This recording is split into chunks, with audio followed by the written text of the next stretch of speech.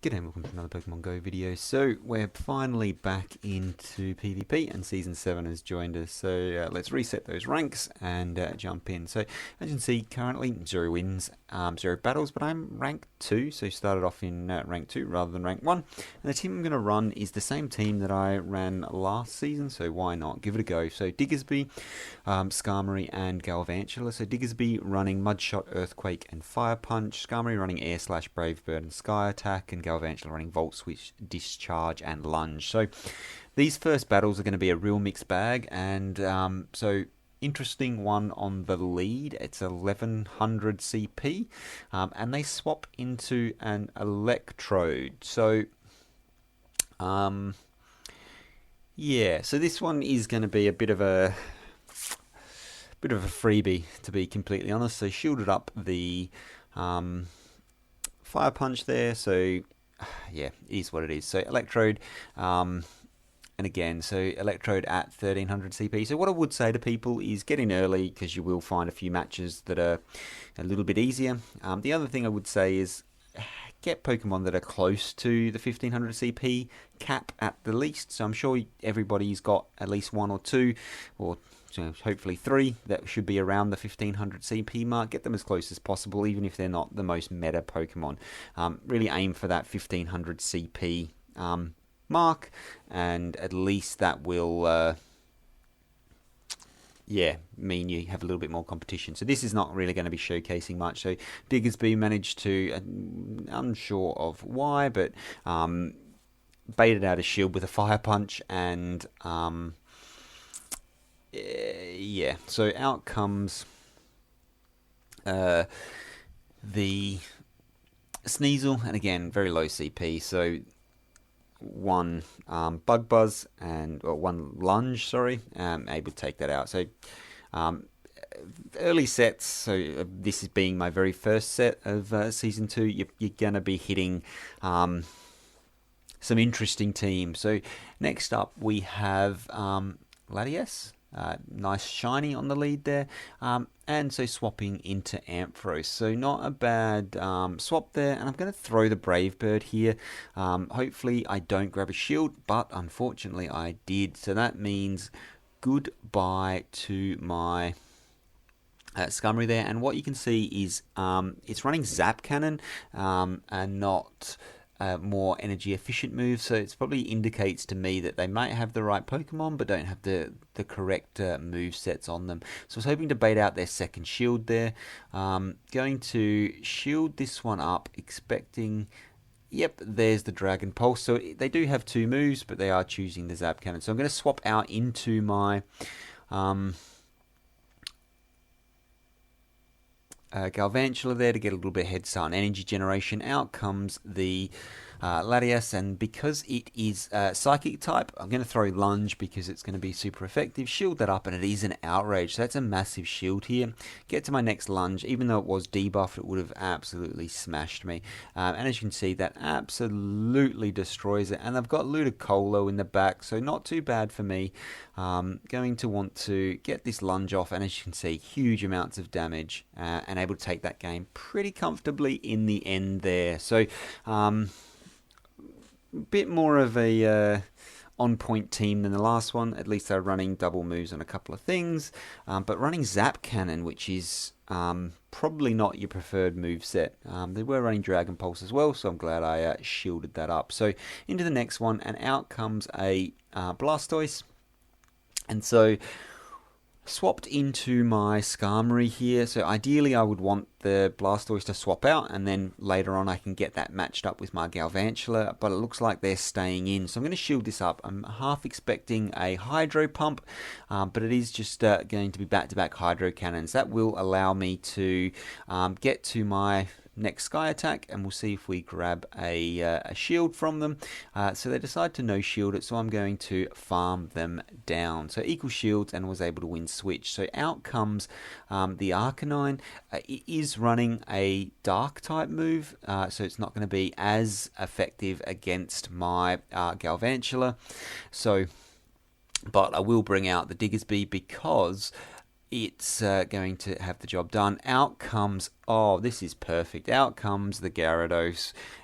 look at the fast moves chunking away. So stored up the energy and going to throw the discharge straight onto the Arcanine as it comes back out, and that's able to KO, shields being down, so happy days, able to take that one pretty comfortably in the end. Again, not the most meta team, but pseudo meta, I guess. We'll jump into the next one, and we have Taurus. So we're back to, well, before I say too much, I would assume we're back to the off-meta brand, but we'll see how we go. So throw the Fire Punch, try and grab a shield, which I am able to do, and then able to get to my Earthquake before they're throwing a move. So really interesting to see what move they plan to throw. Here, I'm going to shield this up because I'm assuming... Oh, I assumed wrong. So it is just the Iron Head. So I assumed it might have been something a little bit bigger than that, but just the Iron Head. So, but still reasonable shield. So I'm going to throw the Fire Punch here onto the Pidgeot, and they decide to swap out into their Blastoise here, and so obviously here I know that my win condition is Galvantula, so Galvantula is going to have an absolute field day with both of their remaining Pokemon, so that's where I want to be. So save my shield for Galvantula and let it go. So unfortunately wasn't able to get the Sky Attack off, but going to be able to come out with the Galvantula. Shields are down on their side, shield that up. And then it is the Hurricane, which is a good shield, and then throw the discharge, and that's going to be enough to take the game. So there, obviously, Galvantula is big win condition, and was able to take that game really comfortably in the end. So again, not really a meta team, but still not bad choices. Everything was a bit closer to the norm. So out comes Dragonite. So I do swap into Galvantula rather than Skarmory because I'd like to see Skarmory matched up against Dragonite, and obviously you want to force the swap, and they did swap, and they bring out Victini. So I do one shield that, and I'm able to take switch, even though I do lose my shield advantage. Out comes their Dragonite, and I'm able to get to a second charge move, and they decide to double shield the Dragonite. So it has been debuffed. So I'm going to come out obviously with my Skarmory here, and let's see what they want to throw. I'm not going to shield this up because regardless of what the move is, and it's a Hyper Beam, I was not expecting that, but still, it's resisted, and it's also very much, well, it's debuffed, so happy days. Out comes the Raichu, throw a charge move there just to do some damage. Going to shield this up. I don't need to. It's going to be a Thunder Punch. There you go. They're probably going to get to another Thunder Punch before me, which they do, but I'm then going to be able to throw the Earthquake, and that's going to absolutely destroy this Raichu. So not too bad there. Able to take that game pretty comfortably as well. And that means I was able to go 5-0 in my first set. So really nice there. Able to go 5-0. As you saw, lots of variation in the team, so it's not just what you expect. So coming into this, I was expecting to see a lot of Medicham, a lot of Azumarill, they're everywhere still, and a few of the others, but I definitely was expecting to see a lot more Medicham, and as I rank up, I imagine I'll start to see a lot more Medicham and Galarian Stunfisk, and a few more meta picks. So Alolan Marowak is another one I expect to see a lot of, but was able to go 5-0, get a Zeb Striker, get the excellent throw, happy days, and we'll jump into the next one. So I do have a previous playlist, so my last season Great League playlist saved, so I'll link to that if you want to check out some of those, but we'll jump into this next set, and there you go, Marowak on the lead. So Marowak into Surfetched, and I'm going to let this go, and it is the Night Slash, so that's fine. As you can see, its moves are still doing quite a lot of damage here, and so what I should have done here is shield up this second move, because now they're going to be able to shield this up, and then farm me down and win switch advantage. So that's a huge misplay by me. Should have definitely shielded that up and gone with equal shields, but not to be. So I let this one go, and it is a leaf blade. So it does huge amounts of damage, and out comes a Marowak. Out comes the Azumarill, so I counter swap in, and they swap back into the Marowak there. So not looking good for me. They're going to be able to farm me down pretty well, and I imagine going to be saving that shield. So unfortunately, again, I went one too far in my fast moves, so they were able to get to another Bone Club, and I had to use a charge move. And then it gets even worse because they're able to farm me down. So really not looking good. They've got a shield. They're going to be able to shield this up and then charge me down. So end that game. Huge amounts of misplays by me. So the biggest one there was letting them win switch advantage. So what I needed to do was shield up the Skarmory and win switch. So we'll jump into the next one and see how we go. So Skarmory on the lead. So Skarmory on the lead's okay for me. Absolutely fine. I've got the Fire Punch, so that's going to be doing a reasonable amount of damage there. And what I want to do is over farm a little bit, even if they throw the Brave Bird, which they do. Absolutely fine with that. And hopefully they've not got a cheeky swap out there. They haven't. They have to shield that up. And then I'll look to throw the next Fire Punch, and we'll see how they go. So this is going to be doing a lot more damage here. So looking to charge down. Unfortunately, they do get to another charge move. So what I'm actually going to do is shield that one up and then farm down. And the only reason I could farm down is because they debuffed themselves with the Brave Bird. So happy days. So out comes the Wish Cache, and I'm going to swap into, and it is a water gun Wish Cache, so not quite as bad. It is the Mud Bomb, does not much damage, so happy days. And then I'll look to farm up again a little bit of extra energy and throw the Sky Attack. So they'll let that go, so they don't want to use their shields. And then at this point they say GG's and leave the game. So Altaria came out, and it's not actually as straightforward a matchup as you would have thought with equal shields and me down at 50% health. So what I would have done there is swap into the Galvantula straight away and get a lunge off, and then not shield anything. So just so then I can make sure that they're not able to get those attacks down. So we'll go into this next one, and as you can see, we've managed to wind up with a Alola Marowak swap in. So not going to shield this up, and it's the Bone Club, so trying to bait out a shield here. So going to throw another Sky Attack here.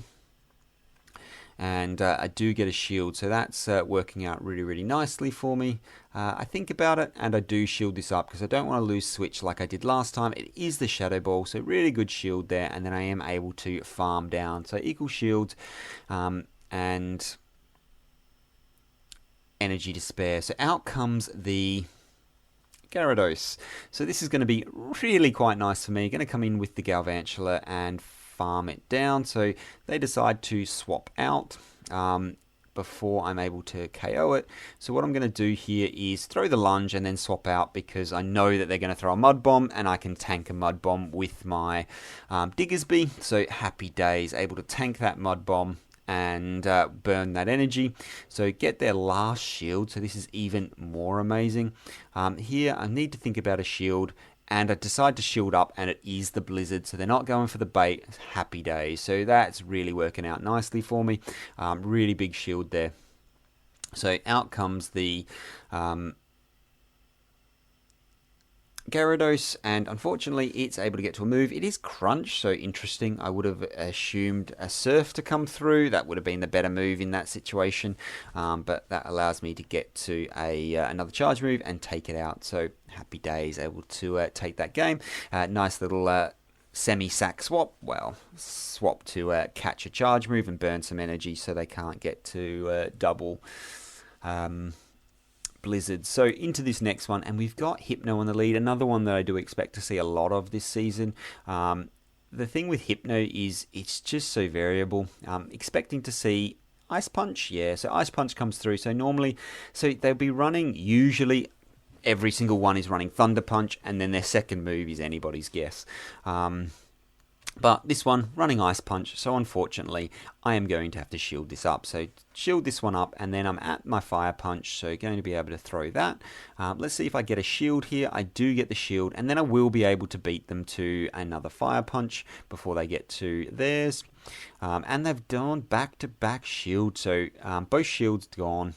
What I'm going to do here is let this go. I'd rather have a shield advantage here. And then I'm going to come in with my Galvantula, and they decide to make an aggressive swap into a Venusaur. This is absolutely amazing for me. In comes Skarmory, and let's go to town farming. So farm this all the way down. This is going to be running Frenzy Plant and probably Sludge Bomb. So neither of those I need to worry about. Let them go, save my shield, store up so much energy. I'm going to throw the Sky Attack here, and then going to charge up. I've got so much energy, and then throw the Brave Bird here, trying to get this Switch Clock out, and then able to swap into my Galvantula and instantly throw the Lunge, and this will be taking out the Umbreon. So I don't know if you've ever seen an Umbreon be taken out quite so quickly, but happy days, able to take that out very, very quickly. Out comes the Hypno, and that's GG's. So able to farm so much energy from the Venusaur. That aggressive swap in really didn't work well for them. But either way, had very good matchups for their team, and able to take that match. So into this one, so we've got Clefable on the lead, and it is running, obviously, Charm. So here what you want to do is land an Earthquake. So I'm going to throw the Earthquake straight up and see what they want to do. So hopefully they decide to no shield, which they do, and that allows me to get to a Fire Punch before they're able to get to a charge move, either forcing a shield, which I did, or burning all their energy. So for this one, out comes Snorlax, and I'm just going to go for another Earthquake here and see if I grab a shield this time. Again, decide to no shield it, so that's fine with me. Going to let this go. It is the superpower, so not ideal, but it does mean I'm going to be able to come out and farm up with my Galvantula here. So unfortunately, I will shield this up, and it is another superpower, but able to farm that all the way down. And out comes the Clefable, so we'll shield that up as well. But what this will mean is I'm going to be able to farm up completely, back-to-back charge moves here. Out comes the Blastoise, so just going to throw both discharges. So they decide to shield the first one. That's fine with me. I've got a second one here ready to go. Discharge comes through, and that's doing a lot of damage. Volt switches for the win, and that's set number 2. So able to go 4-1 with a really frustrating error on my part to lose that first game of this set. 4-1, and my reward is Galvantula, so bit of a surprise there. Let's see if I can hit some excellent throws. Not with an attack midway through. Able to get the excellent throw. I'll link to a video on improving your throws, so check that out. Probably best to ignore this throw because it was missed, but check that video out if you want to improve your excellent throws. So able to go 9-1 for the first set. Like I said, bit of a mixed bag. Always expected in those first games, so it's a good time to jump in early and really get some early wins on the board. So hopefully that was useful for someone. Diggersby, really like Diggersby. Been around for a little while now. You do need XL candy to sort of get it up into the max 1500 CP range, so hopefully you're level 40. But if not, start catching it. Have a look for one you can power up once you get there. Hopefully it was useful for those. Was useful for someone, and I'll see you in the next one. Bye for now.